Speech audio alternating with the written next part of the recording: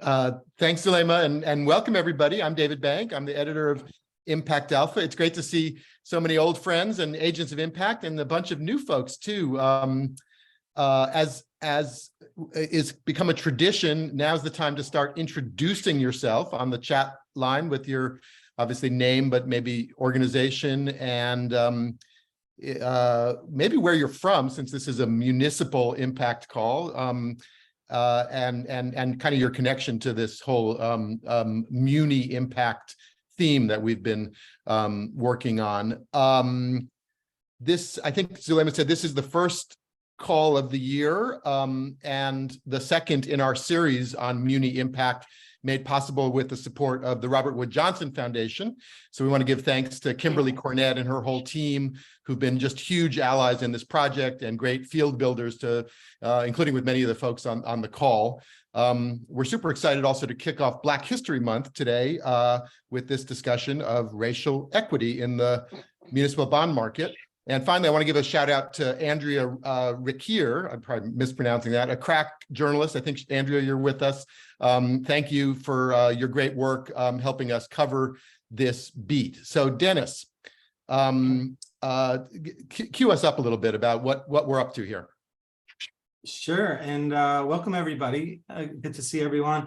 We're thinking through the themes that ties this conversation and tie our guests together today.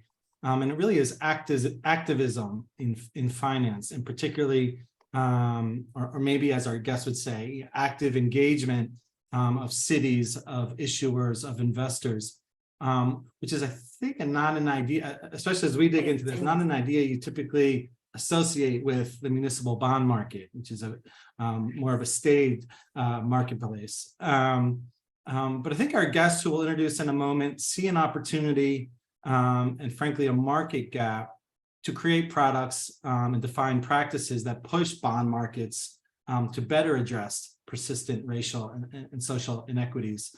So excited to dig into that big theme today. Terrific. Well, let's bring the guests in and just say a quick hello. Diane Manuel is Director of Foundation and Client Relationships at Adasina Social Capital. Welcome, Diane. Hi, everyone. It's good to see everyone. And Ryan Bowers is co-founder of the investment research firm and soon to be investment advisor, which we'll hear about, Activest. Welcome, Ryan. Great to see everyone. Thanks, David. And I also want to give a shout out, Ryan, to your co-founder, Napoleon Wallace, out in Durham, North Carolina, who worked with you on Activest, but so many other initiatives as well. It's great to have you with us, Napoleon. And Eric Glass, an advisor to Justice Capital after a couple decades at AllianceBernstein. Great to have you with us, Eric. Thanks for having me. Appreciate it. And finally, Dana Bezerra, ex of the Heron Foundation, and now with Greater Share, and a longtime trend spotter and opportunity spotter on high impact municipal finance strategies. Congrats on the new gig, Dana. Thank you, and thanks for having me here. And shout out to all the familiar faces. Terrific. Kind of as just a cheat sheet for what you'll be hearing, and you can kind of maybe mark it down on your notepad as we go by. But some of the themes that we've been working in this Muni impact beat. One is going from calling out the wrongs in the marketplace to identifying solutions. A second, the possibilities, as Dennis said, for active engagement in the fixed income market. A third, repricing risks. Sort of on both sides, the risks that are possibly misperceived, and then the risks that are sometimes missed, and then finally, finding investable products, as the title of the call says, that bend the arc, as we said the other day, toward fiscal justice. Great. So let's jump into the discussion. Diane, we'd love to start with you. Municipal bond strategies were relatively new to Adasina a few years ago when you undertook a very intentional experiment in attempting to invest in bonds that address racial inequities. Can you tell us a bit about that effort and what you were aiming to do?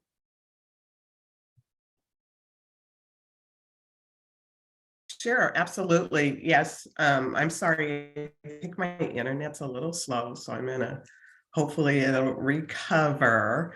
Yes, Adasina is primarily an equity shop, but in partnership with Activest, we wanted to try and figure out what's happening in the muni space, because as we know, municipal bond funding is foundational for all communities in the United States. You're not going to get your water, your sewer, your electricity, your schools, or anything without that capital flowing into the space.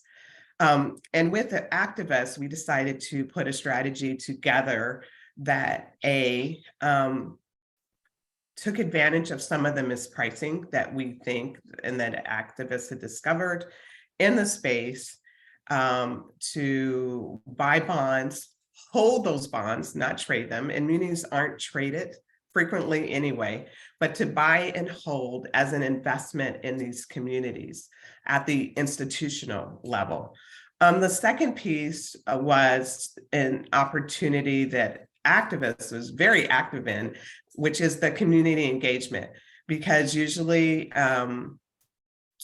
bonds get put on the ballot, people vote for them or not, and then that's the, and if it passes, it gets attached to your, your electricity bill or your water bill, and that's the last you hear or see of it, unless, which has happened to me, there was a sewer project outside of my house. So other than that, you don't really know about it.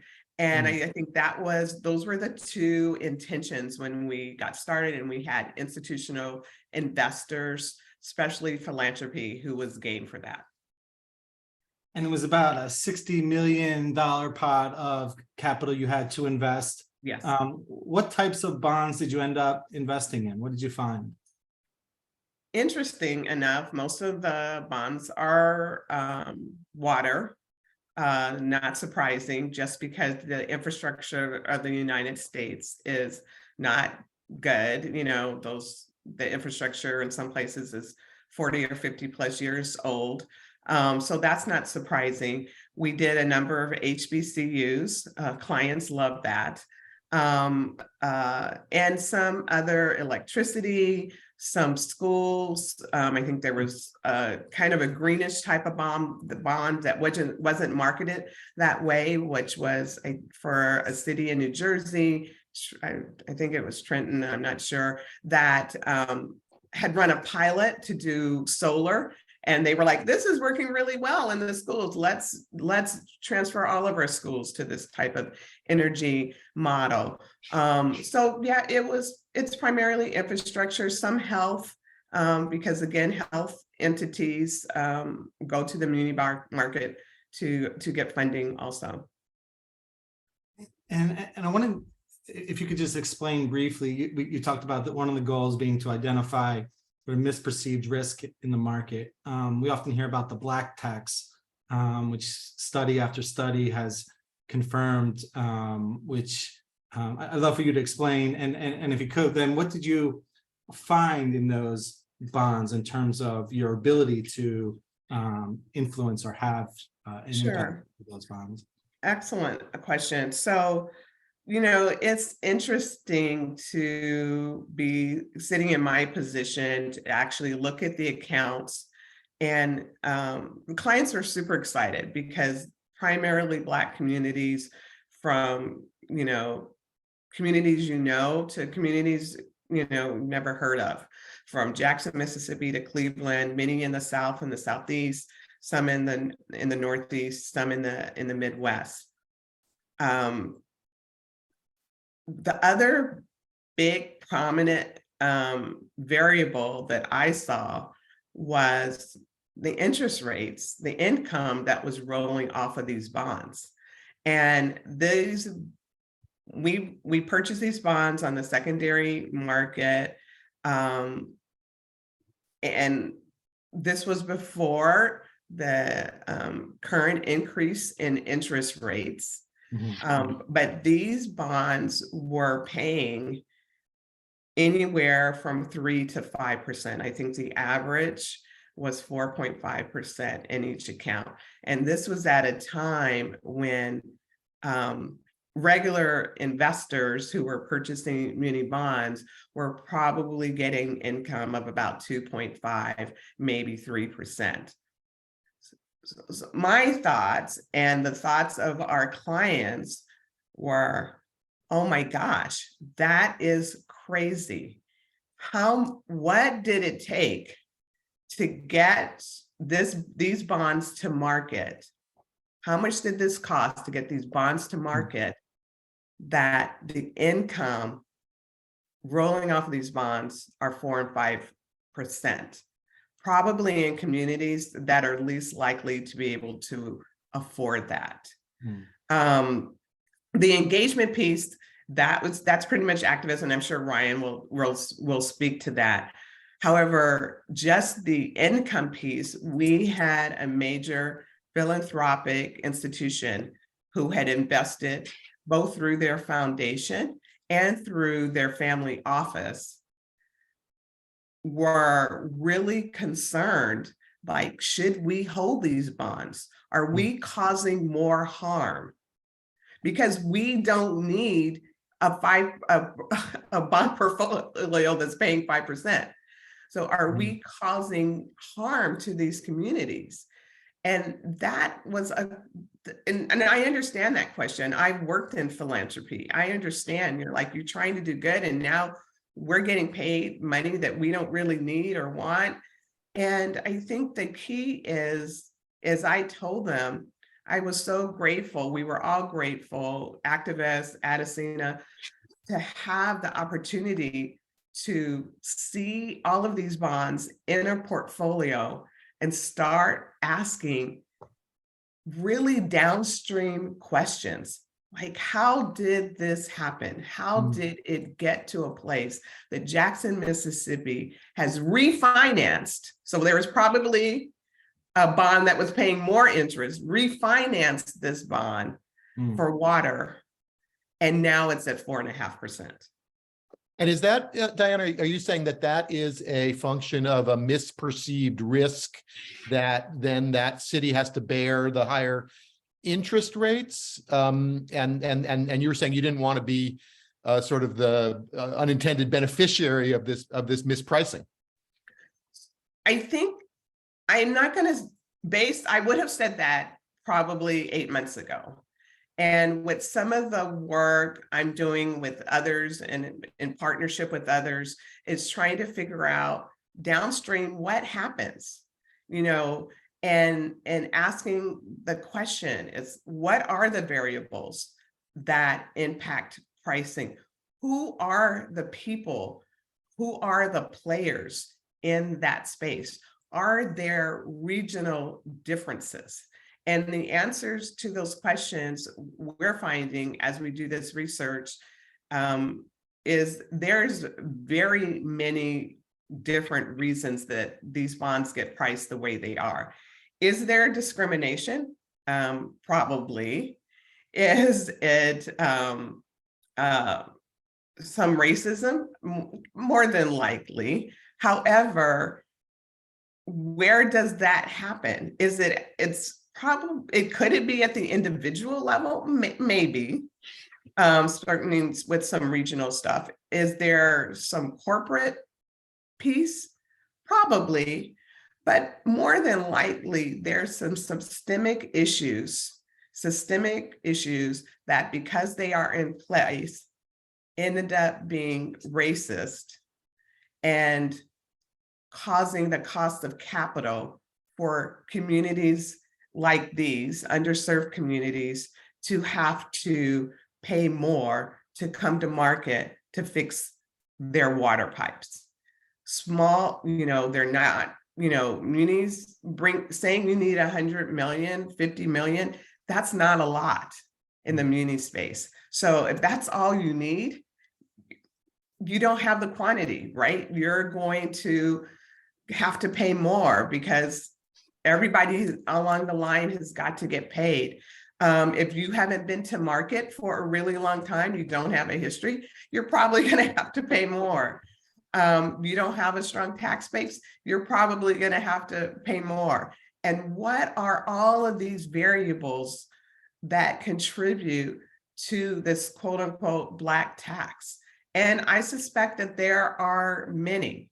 And as my colleagues and I try and figure this out, what are the variables? Who are the people? But then what are the solutions? What can we do to highlight these issues, find the gaps and the pain points in this particular process, so that by the time community X that hasn't gone to the muni market in 30 years and they need a $75 million bond raise, that community is not going to have to pay an exorbitant price to get that done.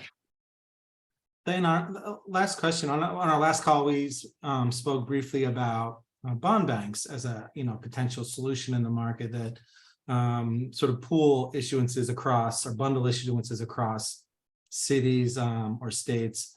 Are there something like that or other solutions that you may have not gotten to in this experiment that you're starting to identify? Yeah, that's exactly it. Bond banks, what are the opportunities for smaller communities to come together to issue bonds? What are opportunities for smaller communities to have the state help them through bond banks or other legislative entities, so that the credit rating of the state is the credit rating of that municipality. HBCUs that are part of the state structure, like North Carolina, they're able to go through the state. A private HBCU, Bethune, Howard, they're on their own. And I think some of those processes need to be teased out, because as I always say, treasurers have one job. They have to balance their budget. They have to pay, they have to manage the revenue and manage the expenses. The only people that can be in debt all the time are all of us and the US government. All state and municipalities have to balance their budgets. And so they're not experts in bonds. What they know is their engineering folks are saying, hey, the pipes are got to go. We've got another 15 years on these. We need to fix these pipes now. We'll bring in the consultants. The consultants come in and say, this is going to cost you 50 million. Then it's all of a sudden the treasurer's job to find this 50 million. And so, what can we do to help communities understand this process more, whether it's through what Activist is doing through the engagement piece, whether it's through the consultants or working with treasurers. There's many, like I said, there's many different gaps and many different pain points to figure this out. You mentioned a couple of times HBCUs, which I think folks know. It means historically Black colleges and universities. And I think there's some work going on that you're involved with on rating, on working with the ratings agencies, which obviously help set the price ultimately and make the market. What's going on there?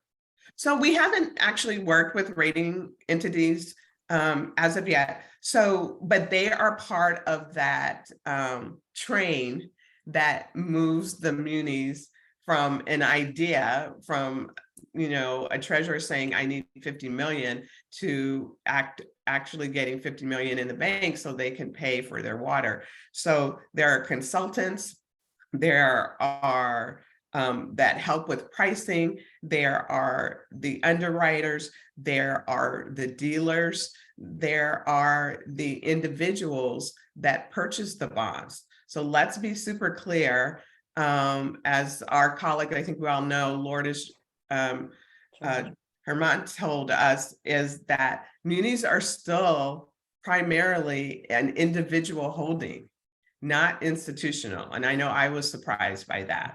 So, as someone said to me, a dealer in the Southeast has had, may have problems getting his moving his inventory for HBCUs because of the historic racism in that space. So that's why I said, the discrimination and the racism can happen anywhere along the line. It's just the opportunity to not be treated equitably can appear at any point from being a muni to market to it lands in somebody's portfolio. Terrific. Thank you so much, Diane. Let's bring you in, Ryan. And I want to dig in on some of the same themes, but let's actually get what's maybe on a lot of folks' minds. I mean, I think Activest started back in 2015, looking at Ferguson, Missouri, in the aftermath of the killing of Michael Brown. Now we've got the situation in Memphis. Maybe just stitch the thread that links those two cases, if you could. Sure, David. Let me start by saying that I just want to be clear that none of my statements are intended as a solicitation to buy or sell securities, nor am I making any investment recommendations. This is all for informational purposes only. Your lawyers will be very happy, Ryan. They sure will. So to put that through line through, we've talked a lot about predatory revenues and kind of unjust and unequal expenditures. And with Michael Brown, it was this, the case of Ferguson that was kind of dependent or addicted to fines, where they were comprising of north of 20% of the revenue. And, this is, you kind of follow the thread and it's bigger than Ferguson. It goes back to, kind of how do you fund criminal justice? And is it funded by the few, typically Black and brown folks that are caught up in those drag nets? Is it a source of justice in a system of justice that should be funded by everyone? But it has implications for, shrinking federal dollars, state aid, and the reliance on own source revenues. What we see in Memphis with Mr. Nichols' murder is really some of those same patterns of, when you look at Shelby County, they've been flagged so many times for having, and I think Vera Institute talks about this. Their Shelby County, where Memphis is located, their jail they have some of the highest numbers of people that stay in there for, excessive amounts of time. This is, 30 to 300 to 500 days. And this is pre-trial. So these are people who are detained pre-trial. They haven't been convicted, and people lose their jobs in that. But one of the interesting things about it is, these are mainly nonviolent offenses that people are being picked up for. So largely traffic violations. But there's an interesting thread here that I want to kind of tie to some of the rest of our work, is that it's not, it's not just predatory on a municipal or county standpoint.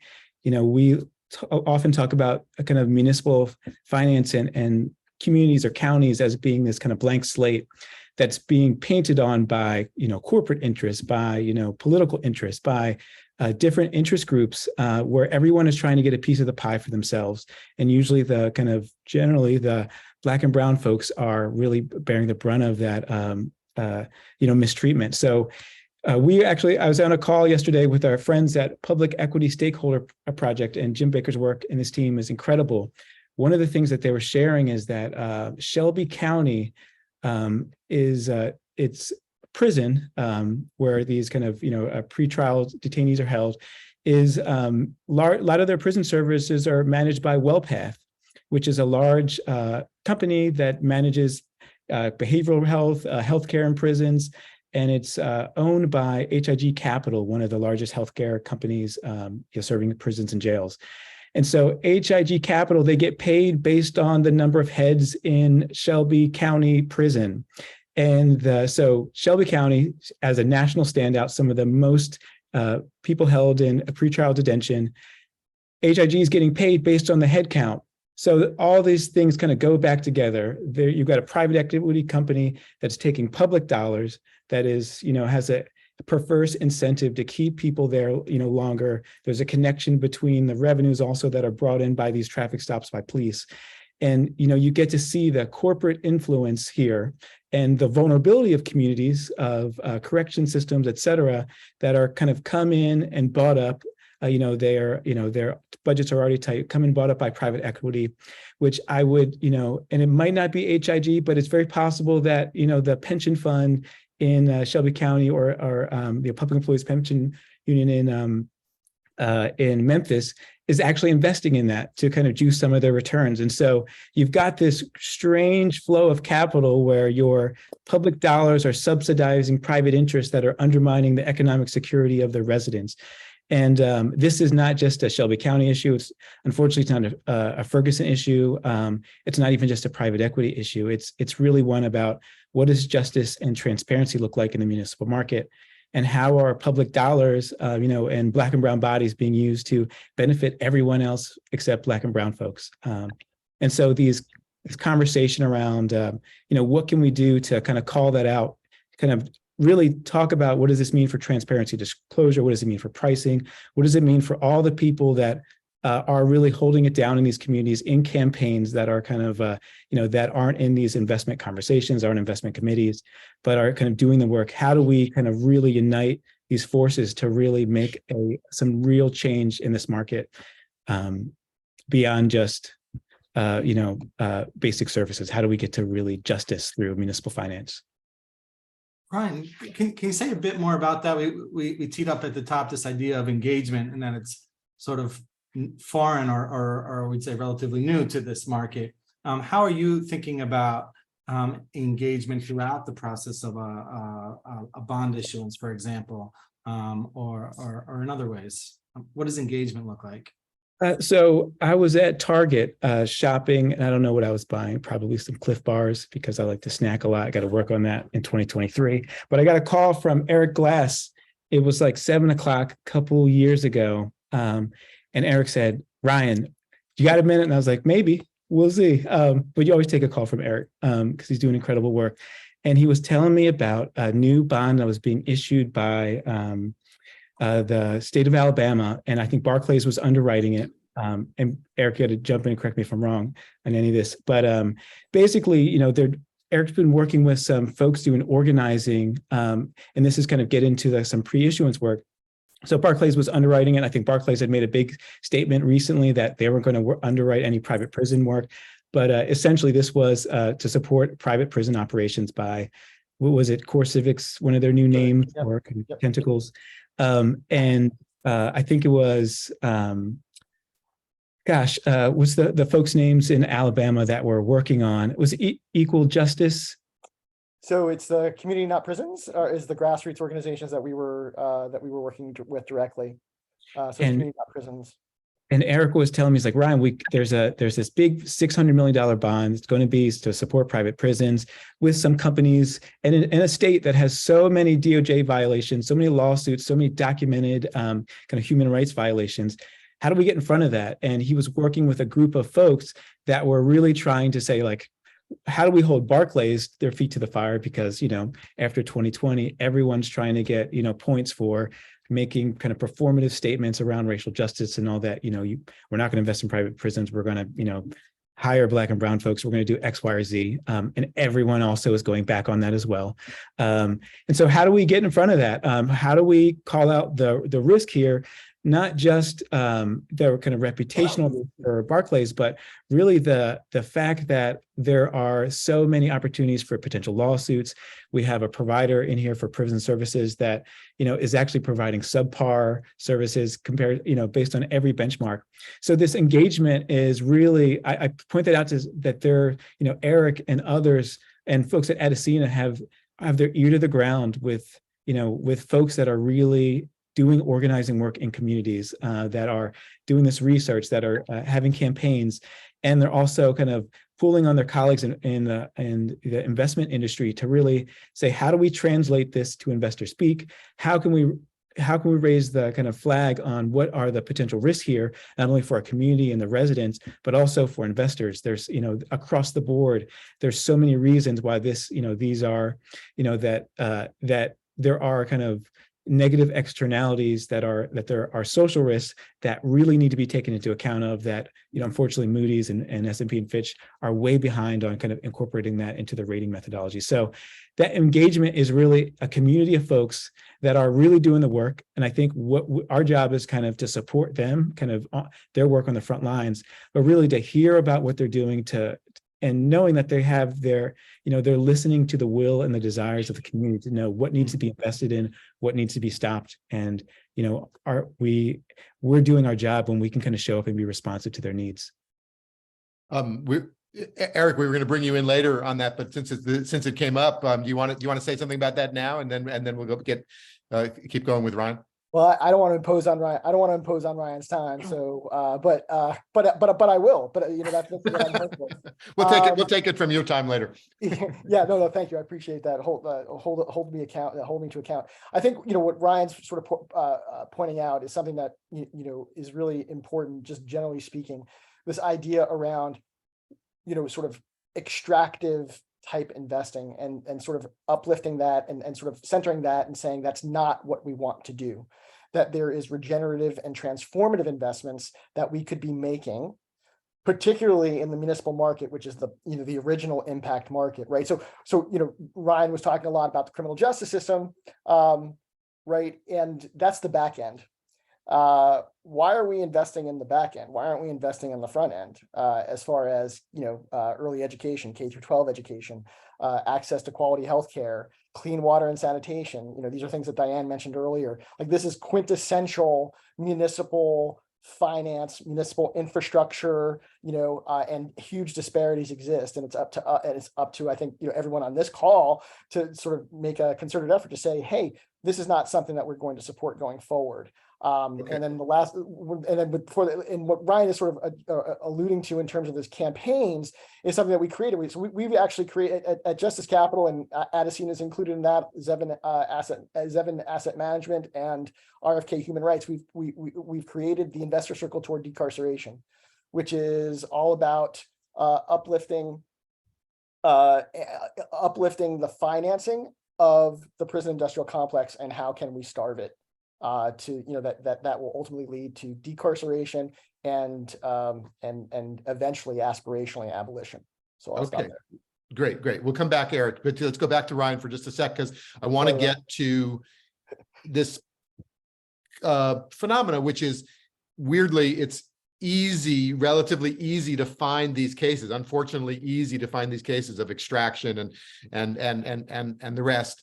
And now you're trying to find as Eric said, the front end positive possibilities and opportunities to engage. So, and it turns out those are maybe harder to find. You might want to start with what you found, what the takeaways were from the strategy with Adasina and fiscal justice municipal strategy, and then work it around to the new thing. Yeah. No, thanks.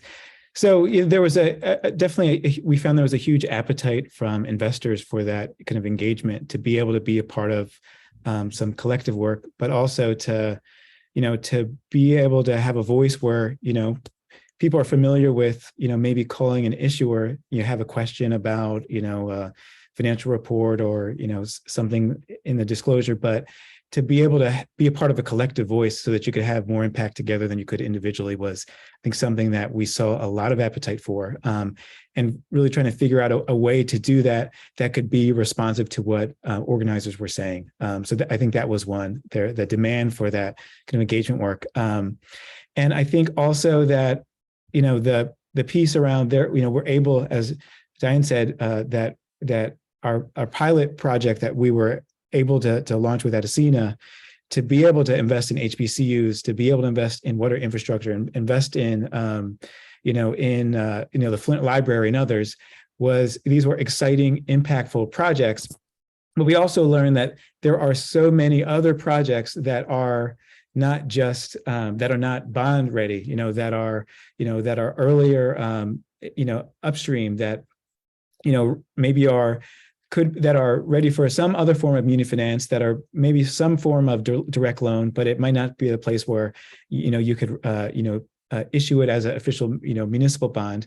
So I think that was a real learning to say, all right, how do we go beyond, the municipal toolkit to look at, other types of investing? What are the opportunities to support mortgage development in, MBS? How do we think about corporates and ways to advance, solar or kind of clean energy and solar? And so, that has led us to, and you kind of covered it in that great article that ImpactAlpha put out yesterday, but this work with FIRE, our this latest fund that we've been working on the development of, which stands for Fixed Income Racial Equity, that really takes a lot of our learnings from our work with Adasina that we plan to kind of launch in the coming months, that really kind of gets at these some of these kind of downstream muni kind of plus projects. So I mentioned there's MBS, there'll be asset backed kind of carve out, which will be supporting climate work and it'll be supporting environmental work, and also equitable lending. You're doing the acronym thing. MBS is mortgage backed securities. Yes, mortgage-backed securities, and ABS is asset-backed securities. There'll be PPP, public-private partnerships, so ways to support infrastructure somewhere between kind of the mezzanine and QSIP level, and also this kind of a direct loan carve-out. So really trying to use the more expansive toolkit to invest in a way that can really be responsive to the, thinking about a garden and some of the kind of biodiversity needed to have a really sustainable city. And all the levels of projects that are needed throughout that. Terrific. Let's stick around. Let's go back to you, Eric. And we were going to have you tell the story of the Alabama story, but I think we've kind of touched on that. We can come back to that. Tell us a little bit about just how you got from AllianceBernstein, a sort of major wealth manager, and now you're at Justice Capital and staking out other projects. So what's just very briefly, the arc of going from the inside maybe to the outside, or depending how you want to think about it? Yeah, I mean, I think that, well, first of all, thank you. And thank you for inviting me, and thank you for the platform. First, let me say this, that, we're sitting here, we're having this conversation about municipal finance, and, and as it relates to racial justice, I launched the Muni Impact Strategy at AllianceBernstein back in 2016, and between 2016 and 2021, we raised $1.5 billion. We raised and deployed $1.5 billion, specifically and explicitly to be deployed in historically excluded communities around this notion of reducing disparity in the built environment between those that have and those that have not. I think what's really, really important during conversations like this is it's already commercially viable. Like it's real. We've already proven the blueprint and the schematic here. It's ready to sort of take off. What we sort of need is other aspects of the capital market system to kind of buy into what we're trying to accomplish with this sort of new, this reallocation of capital. And ultimately, what I would say is, the folks at Adasina, Dana and her work at a new gig, as well as her work at Heron, and obviously Ryan at Activist. We're just sort of, it's a movement, and the more of us that are part of this movement, the more money that we have under management, the more money that we have under advisement, the more asks that we can make of issuers and investors, and that's going to expedite the change that we're sort of looking to see from an environmental and social perspective to create just communities. So I rambled on there a little bit, but I thought those were important points to make.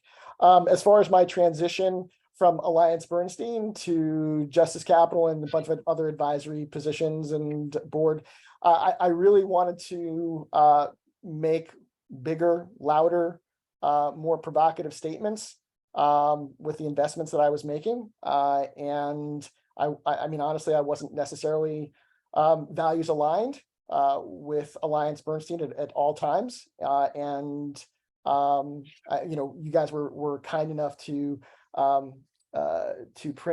publish an article last week where I was asked sort of, can impact investing exist in a traditional asset management firm? And my response was that I think it's very difficult. It's possible, but it's incredibly difficult because the traditional asset management has just been, it's the same model year after year, decade after decade. And when you try to change that, there's not a lot of incentive at the very top of these organizations to change a business plan and to risk and to risk business that's currently in hand. So for me, I just wanted to, I wanted to be more values aligned with my partners. And I wanted to take what I was doing and, basically put it on steroids and have it explode. And so working in that direction with Justice Capital and others to do that. Eric, the other interesting thing you mentioned in the Q&A with Andrea was sort of the structural issue that presents a challenge to active engagement in the bond market, which is the supply and demand. Can you explain that and how you are how you work within that constraint to put pressure on issuers? Yeah, so I mean, one of the advantages of being at a relatively large traditional asset management firm is that you did have access to the banking institutions, right? And so the muni market is a primary market, new issue market driven entity. And that is your best opportunity to ask questions and to engage directly with issuers around their theory of change, around what they're investing in, why they're investing it, how are they tracking it, et cetera, et cetera. And so, that because of that direct engagement, that's the time to do it. After the deal is done, it's very difficult to have any leverage, to have any influence, to create the beginning of a conversation that you hope to carry on. Right? The goal for me was always to partner with an entity, right? I'm investing with you because I believe in a certain theory of change or what you're trying to accomplish in your capital plan and your infrastructure writ large. You're asking for millions of dollars from me. I'm asking for information and partnership from you going forward. And so I want to be able to pick up a phone and sort of ask you, hey, what's going on? What key performance indicators for this particular sector, they're not going in a particularly good direction. What's happening? How are you course correcting, et cetera, et cetera. So I think that all starts in you have the most leverage in the new issue market, and that's just a reflection of that's a structural. But like you said, then you come with these questions. They don't want to answer them. Say, all right, I don't want to invest. There's another investor that will step in and buy. But even the expression of interest is important, right? Yeah, no, that's right. I mean, there are many times where I had a pretty extensive inquiry that was idiosyncratic to a particular issuer in a particular sector, and the banker basically said, "Go pound sand." Which is, a nice way of saying, beat it. But, and by the way, that's great. Congratulations. I'm not investing. And if you don't get my order, you're not optimizing the lowest cost of capital for your issuer. Right now, if I'm a $10 million portfolio or my, fund or a $25 million fund, that's not big. But when you're $1.5 billion and you have an order of $50 million, that's meaningful. That's meaningful. And, again, it's how do you nudge, how do you create certain incentives to get other parties, sort of engaged with this work. And it's really, really fantastic that folks like Robert Wood Johnson, are uplifting this work and a whole bunch of others because it just brings attention and it brings this sort of this notion that there is market demand for this work. And lastly, but briefly, Eric, there's questions from folks like, how do we avoid, investing in, the bonds of private prisons, but otherwise, but what are the ways you spot sort of the high impact issuances out there? I made an explicit decision that I had to identify the historically excluded communities. And so, for example, in K through 12 education, we wouldn't invest in any K through 12 system of education that didn't have at least 60% of its students qualifying for free reduced price meals. In higher education, we wouldn't invest in any college or university that didn't have at least 40% of its first-time full-time students receiving Pell Grants. On the healthcare side, we didn't invest in any healthcare institution that didn't have at least 20% of its gross payer mix coming from Medicaid. those are, that's a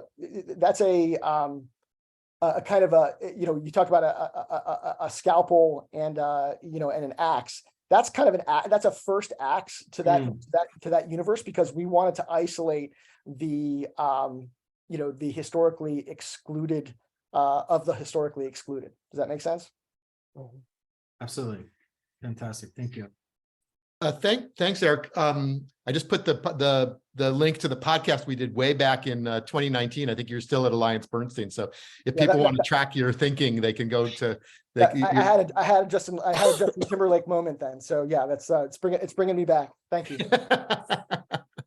Dana, thanks for joining. You're sort of at some level, I don't know if you know this even, a little bit the impetus for this work. You said to us many years ago, you said, why is everybody just starting another damn impact fund when there's all these vehicles that bring much cheaper capital and that are, as Eric said, maybe the original original impact funds. So I just want to invite you to sort of maybe reflect a little bit what you're hearing and maybe talk a little bit about what you found when you were back at Heron.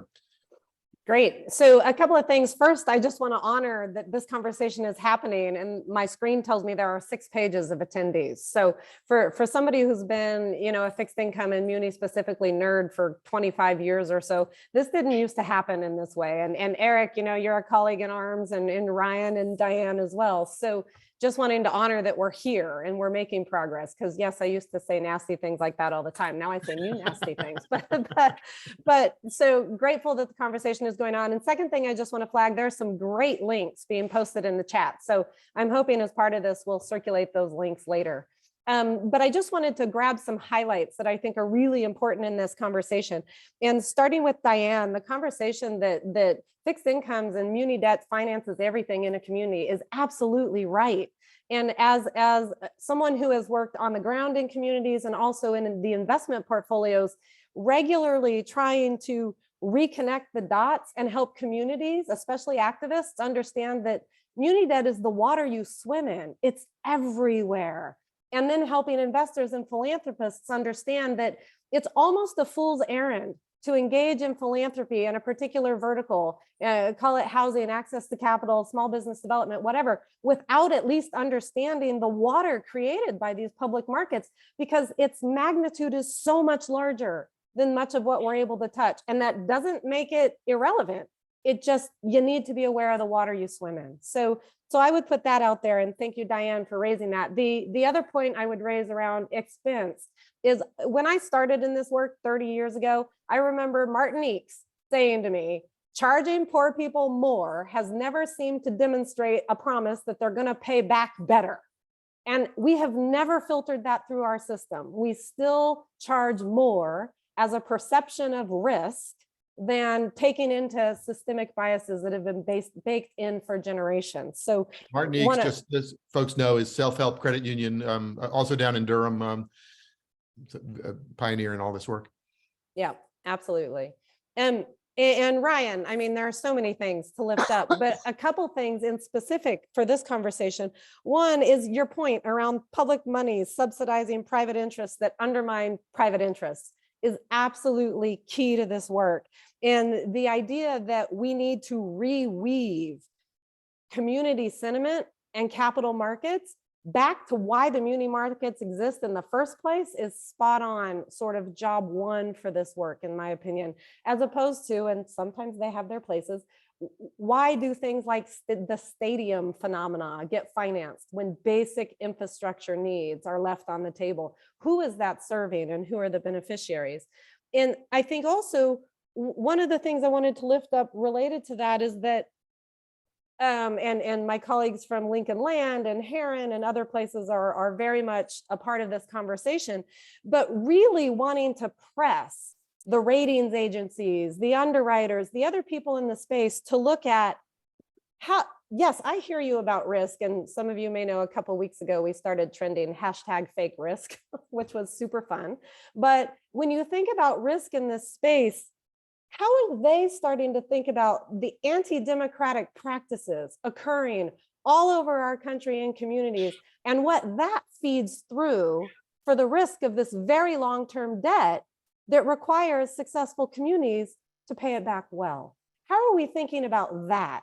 And I can tell you, several of my colleagues have seen a thread that I had going on this. There are a lot of really thoughtful voices on both sides, but it's a conversation we need and should lift up. So want to highlight that. And I think, Eric, your point, I mean, Eric, when Ryan was talking, I was like, oh, let's just wind Eric up and I'm going to get a glass of wine and just listen. So thank you for being here and for your comments. This point about front end and back end is so very important. And I'm reminded Ambassador Joseph was on Heron's board at one point in time when I was at Heron. And Ambassador Joseph used to always say to the staff, we need to keep our focus on ameliorating causes rather than constantly alleviating consequences. And I think this point on front end and back end is something we should spend some time thinking about. And to Eric's other point around the moment of engagement being at issuance, again, just flagging so many of you on the call, and RJ McGrail, you happen to be on my first screen, so I see you sitting out there, but work with issuers on what they're doing, why they're doing it, what their impetus is to bring it to market.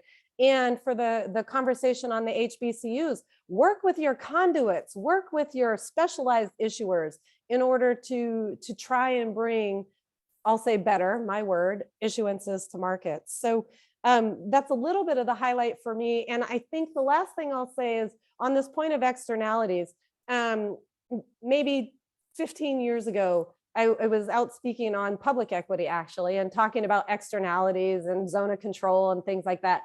And some of you probably know Rich Raphael, who was with Fitch for a long time now with Kestrel. He said something to the effect of, nice of you to show up to the party in fixed income. Your time horizon is so long that everything is material. And welcome to the cutting edge of the obvious. And that just really stuck with me, that in fixed income, we're fighting so hard for materiality and values in other asset classes, but in fixed income, by the sheer nature of the duration and the longevity of the product, everything is material, which brings us back to the anti-democratic practices. So with that, just gratitude to those points you brought up, and hope we have a few minutes to go deeper on all of them. Great. Thank you so much, Dana. There's a few questions, a bunch of questions actually, and the chat is so lively, it's hard to keep up. And we will, as Zulema said, go a little bit beyond, so stick around. But Sarab Narain asks, what kind of guardrails for impact do we need to promote, to ensure high positive impact? And then let me ask another one, and you can kind of take your pick. Catherine Harrison asked, you mentioned community coming together to offer bonds. Could you embellish on what that process would look like? And then there's been a bunch of questions about how do we find managers that have a good take on this and a good approach to this. So maybe those three, and any of the speakers can take their choice. I think Diane had to jump off. So it's left to you, Ryan and Eric and Dana, if you have answers for that. I'll say quickly, there's a, part of Activist work, we have had this fiscal justice analysis where we're looking at fiscal health and racial justice and doing our research and campaigns as well as our investment work. And one of the things that we've done in a lot of cities where we work is really try to pay attention to where there are kind of people's budgets. Now, you all are probably really familiar with participatory budgeting, but often it is very performative. You give 1% or a fraction of 1% of the budget up as like play money for people to feel like they were maybe included on something. Maybe you can pick the paint color for a swimming pool. But there are a number of communities where there's real groups that are doing a deep, thorough participatory budgeting process. I know in Detroit, there was a big, it actually went to vote to amend the charter to really start to think about how the community's voice influences the city's budget decisions. LA had a very robust participatory budgeting effort that was centered outside of kind of the municipal process. So that that model of really hearing from the community exists in places. There's places like Push Buffalo. There's, even places like Ujima in Boston, where there's this kind of collective investment process that is, bottom up. These are kind of the beacons of light that we learn from, and also I think from an investment standpoint should be a kind of a green light in your mind of this is where there's authentic voice that should be compared to maybe the budget and the proposals you're hearing that are coming from city council and mayor. So a sign of a positive signal as opposed to a negative signal. Yeah. I would generally agree with, I think for as far as Ryan's comments, just piggybacking on those, again, it's a movement, it's a moment. How do we uplift voices, community voices, so that they are not only at the table, but they are, have a voice at that table, basically sort of, talking about the projects that they want, that they need, and then having the, municipal officials basically hear that and incorporate that into their capital plans. It's one thing to invest in Philadelphia, or I should say, Philadelphia. It's one thing to invest in Boston. Like, okay, you want to invest in Boston. I want to invest in Mattapan and Roxbury. I have absolutely no desire to invest in Back Bay and Beacon Hill. Like I said before, Beacon Hill, go pound sand. I don't care. It's just like it's just not something that I'm. That's just not what the spirit and the spirit of impact investing is about. And so it's really important when you think about capital plans for cities, where are these projects? And if they're all sort of located in wealthy neighborhoods, kind of have to ask a question, what is going on here, and why aren't you listening to and uplifting other voices? Well, so we've had the cases, we on the last call, we mentioned, I think, New York and Atlanta, and then just more recently, Chicago had a social bond. And I think sometimes the cities like them because the investors, in the demand for them helps push down the yields, and the cities save a little bit of money. Are those examples of the kinds of things y'all are looking for? Is that sort of, phase one, and there's a more advanced course that people need to go through? Yeah, so I mean, I'll jump in here just because this is kind of, I get this question often enough. I don't really care what you call it. You can call it social, you can call it green, you can call it chartreuse, you can call it whatever the hell you want to call it. Doesn't matter to me. The idea here is I'm going to do I as an impact investor are going to do the due diligence around each and every bond issue to determine the environmental benefits of it, the social benefits of it, et cetera, who's the communities that this project is benefiting, et cetera. So I think that the municipal market has gotten really, really bogged down in labels. And what's even worse about the municipal market and labels is that most of it's self-labeled. It's not even third party. It's not even a third party label. It's just like, hey, this is a water and sewer bond. So yeah, it's green. It's got to be green. I kind of use this as a common example, but there was a kind of like an industrial development bond in the city of Kalamazoo, Michigan, I think back in 2021. And it was sort of for a corporation that was putting in a wastewater treatment plant around, to pre-treat the water that they were, the effluent that they were creating through their manufacturing process. And so they labeled that a green bond. But what wasn't taken into account is that the emissions from this plant were basically killing the frontline community that lived next to it. And it's like, you guys got chutzpah, boy. Like, you're calling this a green bond? Like, come on. Like, and so, there are a lot, we get really bogged down in nomenclature and labels. And I think I think that that can be, just need to be wary of that and be a little bit more open-minded about things.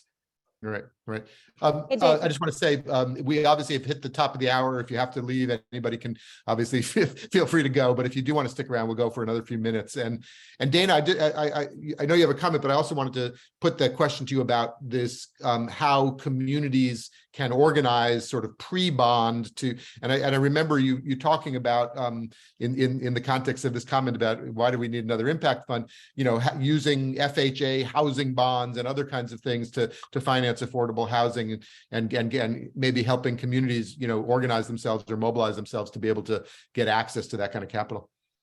Yeah, so I think some of the NGOs that Eric and Ryan highlighted are spot on. You need to lift the voice. You need to make sure your elected officials understand what your priorities are. And more importantly, kind of back to some of the conversation we were having, if you take home ownership, for example, which a lot of philanthropists do, and we kind of understand why, but if you get into the impact of it, when people have an ownership stake, they're a more engaged citizenry. And if they're a more engaged citizenry, they care more, they get involved more. And so, yes, absolutely to organizing, and show up and vote for 9,000 reasons. Show up and vote and understand all communities, what's on the ballot, why it's on the ballot, because Eric said, and I agree that muni debt is the original impact investment. Muni debt is paid back on the backs of the taxpayer, not just the taxpayers who vote for it. So yes, organize and show up at the voting box. The last thing I want to say, because it's a little bit of a challenge to the comments when folks are saying, how do I source good managers? Yes, to all those questions. And I think one of the challenges we have in this space where, as Eric was saying, where he wants to invest, he's got specific places in Jersey, for example, where he wants to invest. One of the challenges we've run into historically as investors who care is the business model of our managers. Our managers often have a promise for their brand equity that they invest in high credit quality communities. That's delightful, and I get it, but that is not where we work. The folks of us on this call, that is not where we work, and that is not where we want to direct our money. So we need to challenge the managers in the fixed income market to come down the credit curve, not to be silly or to take uncompensated risk, but because they need to have a forward-looking lens that all these groups we're identifying who are doing the damn work on the ground in the communities can help you have a forward-looking bet, and I'll say bet gently in an investor environment, that these communities are in the process of spiraling up. And for all of those who care, if you want to capture alpha, I defy you to go there and capture some of that alpha, which is not typically something we talk about in the fixed income market. And let me just add to that for 1 second. So keep in mind that the 10-year cumulative default rate of an A-rated muni is like 0.1%. So we have to ground the conversation in data and understand the sort of risk that we're talking. And that's default risk. There's obviously interest rates change and the value of bonds change, but that's just the way that works. But as far as default risk, munis are your offset to your equity and alternative investment volatility. That's what we all say, and that's exactly what they are.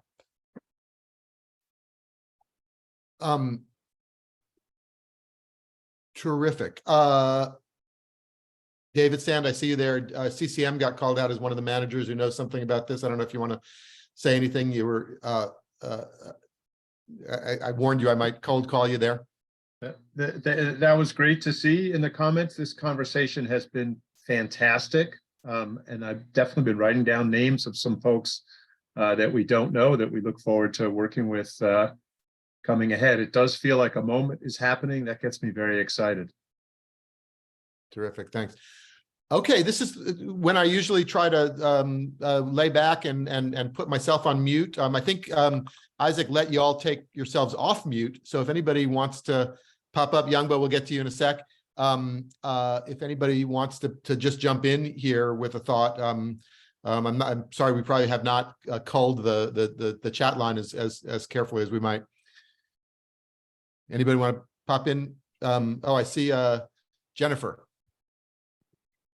Hi, yes. I guess, first of all, Jennifer Williams, I'm actually a candidate running for state senate in California, and I'm really interested Where? in District 35.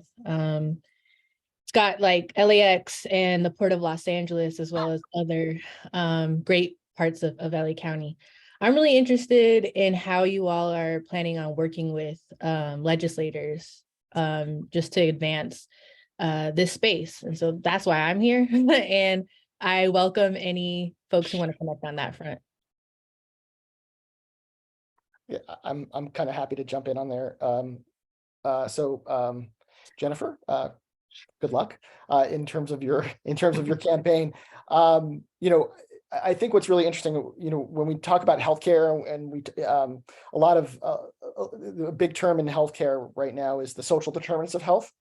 Sort of like, what are the things that contribute to health that aren't necessarily not necessarily associated with medical care? So whether it be transportation or childcare or nutrition, or those are or housing, right? Those are the primary social determinants of health. I think one of the things that we've lost sight of, and we need to do a lot better job of, is the political determinants of health. Right, which is the idea that we have to create a movement and momentum from a political perspective, so that there's public policy. I mean, poverty is a policy decision, right? Full stop. Period. Full stop. It is a decision. We could change those decisions. We have to get political momentum to do that. And so what I'm out really just trying, I proselytize a lot. I do a lot of missionary work around this stuff. And it's really just to sort of identify different, to unlock silos. We spend way too much time as investors and as, citizens in our own little silo. And for you to know that Dana exists, or that Ryan exists, or Diane exists, or that I exist, and these are the things that we're interested in, that should be a license for you to call us, to get involved, and to bring us into conversations that you think that we would be valuable and accretive to your work in terms of trying to address some of these issues. But keep in mind, there's reciprocity. So I should be able to also call on you into conversation when I need it to make a point around political engagement. This is all, again, this is the beginning of, this is a movement. It's gaining, and it's gaining momentum, and this is what it's about. I'll say one thing. I'm on my way to attend the SGC Catalyst Conference, which is in Sacramento, Jennifer, and it's convened in part by the Milken Institute, and they've got Milken's got a community infrastructure center that's kind of a portal for projects that are looking for technical assistance and pre-development capital and all kinds of startup money to get organized, to get possibly to the municipal market or other financing, and they help match up those projects with the right resources. So there's starting to be some attention paid to this whole notion of how do you help projects get ready to get financed. David, could I take a sec? Sure. David Wilcox. Sure. I would just encourage people to look at all of the legislation that's come out in the last 6 months. I've been to 2 conferences at the DOE and some others.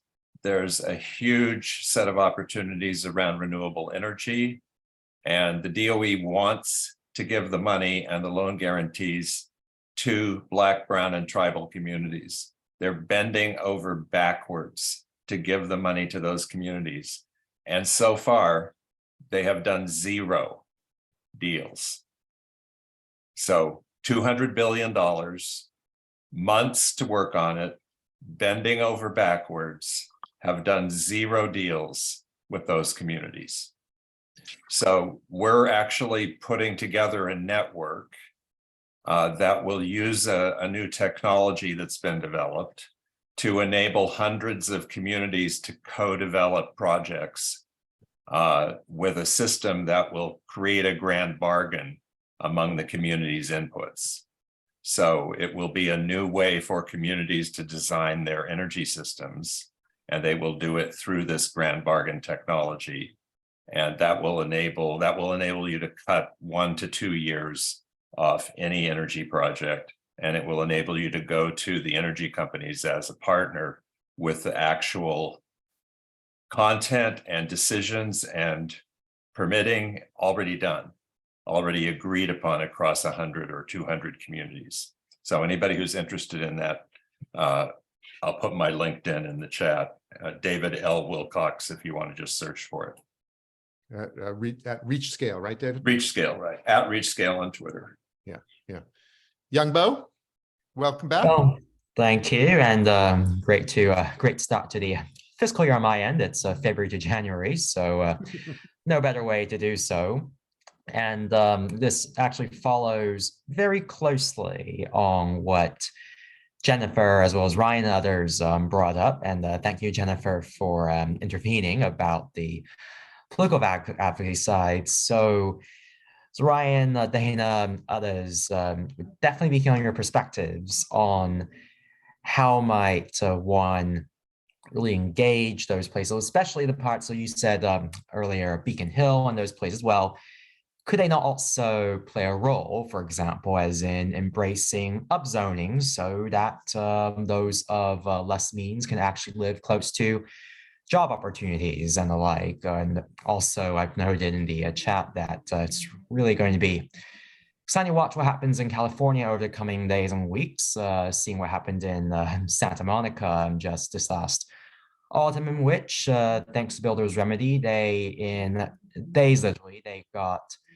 more applications, more permits for new housing than they've had in 2 decades, and probably more for affordable units than they have since the Fair Housing Act was passed in '68. So there's a lot to be looking forward to. So just your perspectives on how might we best engage at those levels, especially city councils, city planning boards and the like, so that every neighborhood, say across the board within the city, even the whole metro area, can really be playing their role in actually ensuring equity, especially spatial equity as far as community investments are concerned.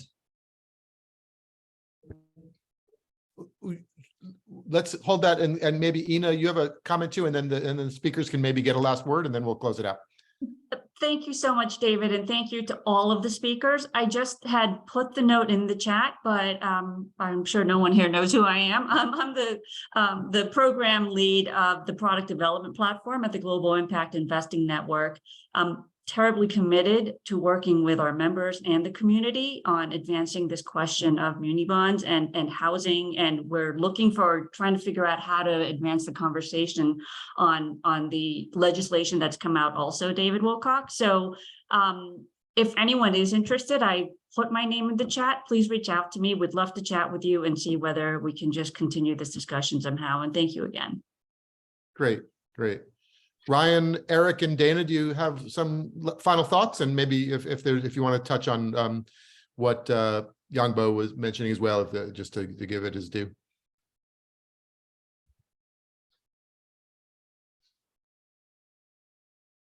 I don't know who wants to kick off your final statement. Oh, Ryan, you're muted. I don't know. Isaac, can you unmute Ryan? Eric, you want to start? Sure. So as far as the Yangbo is concerned, it's civic engagement, right? I think that I think we all have to take a different perspective on civic engagement, and that we all have skin in the game, whether we think we do or not. And so beginning conversation, again, this also sort of aligns with what I tried to say earlier in terms of destroying silos. Knowing other people exist, knowing other organizations exist that are already doing this work that you might be values aligned with, doing it in authentic and rigorous ways. Yeah, reach out and try to make connections that you wouldn't necessarily think are natural bedfellows. I think those are the most interesting and fun to be involved in different conversations like that. So so it really does all come down to civic engagement and being active and having an active voice. As far as final comments, look, I think that we can talk and we can have these types of conversations all we want. The simple fact of the matter is that the investor has to start thinking a little bit more holistically around what they are doing with their money, what values they are uplifting and centering, and making concerted efforts to change the way in which, change the trajectory in which this money has been allocated. This can die on the vine. I mean, I don't think it will. But conceivably, if no one moves money in this direction, then it dies on the vine and we go back, right?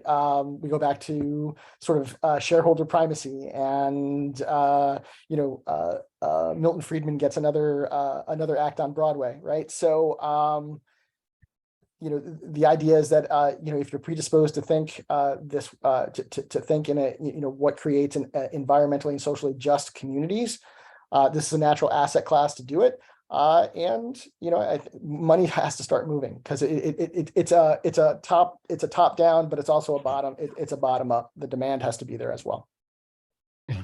That's a good segue to you, Ryan. I'll say real quick, and this goes back to a point that I think Jennifer mentioned about elected officials. But I do think at the end of the day, it is, how do we use the tools of finance to hold the right people accountable or give them the support to do their work? So whether you're talking about Memphis or Ferguson or my backyard, Philadelphia, there is private interest, private equity, elected officials as well that are kind of in charge of the commons. They're charged with overseeing special districts, municipalities, counties, different pension funds, and the critical questions and that eye towards equity is something that I think people are failing at their job. And there needs to be, more courageous, more thoughtful engagement and just defense of the communities and also ultimately the residents that are kind of left holding the bag. I think that's, I think our elected officials need to really step it up, and we need to hold them accountable for setting the rules. And the second thing I'll say is just, we need to question the use of debt.